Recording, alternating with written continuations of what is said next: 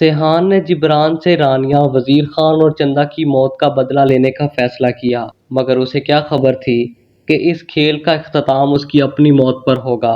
नाजरीन, हमराही की आखिरी किस्त में जिब्रान सिहान को एक वीडियो भेजता है जिसमें रानिया, वजीर खान और चंदा उसकी कैद में नजर आते हैं। जिब्रान सिहान को धमकी देते हुए कहता है कि उसके पास सिर्फ एक दिन है, अगर वो इन तीनों को जिंदा देखना चाहता है तो उसे वापस आकर उन्हें बचाना होगा। सिहान इल्हाम से कहता है कि वो उसका इंतजार ना करे क्योंकि वो उसके लिए नहीं है। इल्हाम के बेहद रोकने के बावजूद सिहान पाकिस्तान वापस जाने का फैसला कर लेता है। पाकिस्तान पहुंचते ही वो जिब्रान को फोन करके बताता है कि वो वापस आ गया है, अब रानिया, वजीर खान और चंदा को आजाद कर दो। जिब्रान जवाब देता है कि उसने उन्हें छोड़ दिया है, लेकिन अगले ही लम्हे सिहान के कदमों तले जमीन निकल जाती है।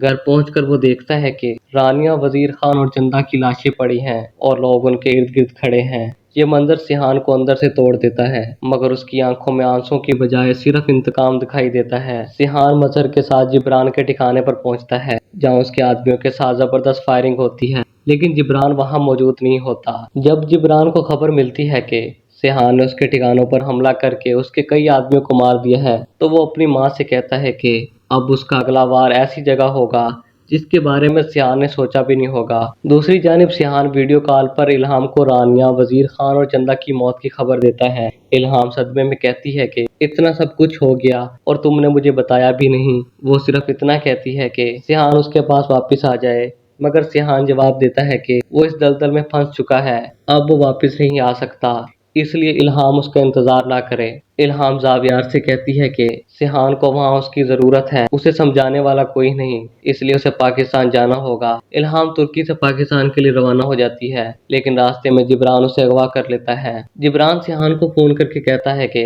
कोई उससे बात करना चाहता है। दूसरी जानिब इल्हाम की आवाज सुनते ही सिहान परेशान हो जाता है।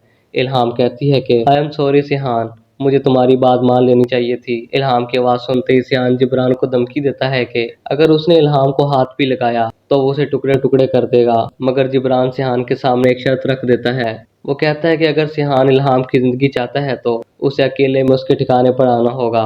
सिहान बगैर किसी खौफ के जिब्रान के ठिकाने पर पहुंच जाता है। वहां दोनों के दरमियान हाथापाई शुरू हो जाती है और सिहान जिब्रान को गिरा देता है। इसी दौरान जिब्रान का एक गार्ड सिहान पर पिस्तौल तान लेता है, लेकिन सिहान इंतहाई तेजी से उसकी पिस्तौल छीन लेता है और फायरिंग शुरू कर देता है। इसी दौरान मजहर भी अपने आदमियों के साथ वहां पहुंच जाता है और जिब्रान के लोगों के साथ जबरदस्त मुकाबला शुरू हो जाता है। सिहान और इल्हाम वहां से निकलने ही वाले होते हैं कि अचानक जिब्रान पीछे से सिहान पर फायरिंग कर देता है। गोलियां सिहान के सीने में लगती हैं। सिहान पलटकर जिब्रान को देखता है और आखिरी वार करते हुए जिब्रान को मौत के घाट उतार देता है, लेकिन खुद भी अपने जिस्म को मजीद संभाल नहीं पाता। इल्हाम के सामने सिहान जमीन पर गिर जाता है। इल्हाम उसे बचाने की पूरी कोशिश करती है, मगर सिहान उसकी आंखों के सामने ही दम तोड़ देता है। यूं मोहब्बत से शुरू होने वाली हमराही की कहानी एक दर्दनाक अंजाम के साथ अपने इख्तिताम को पहुंचती है।